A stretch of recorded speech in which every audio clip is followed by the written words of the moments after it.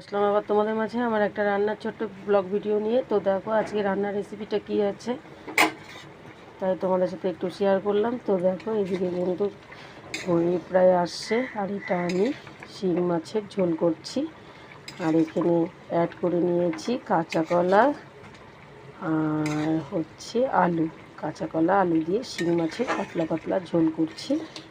ঝোলটা প্রায় ফুটেই আসছে আর খুব সুন্দর লাগে কাঁচা কলা দিয়ে আলু দিয়ে পাতলা ঝোল। আর এখানে সেরকম কোনো মশলাও দিইনি, একটু আদা জিরা বাটা দিয়েছি, একটু পেঁয়াজ সম্বারা দিয়েছি, জিরে পেঁয়াজ, খেতে ভীষণ ভালো লাগে। আর পাতলা ঝোল মশলা টশলা অল্প হলে মিস হয় না, তরকারিটা খেতে কিন্তু ভীষণ ভালো লাগে। তো আমার রান্নাটা কেমন হয়েছে ভালো লাগলে একটা লাইক কমেন্ট শেয়ার করে দিবে। টাটা।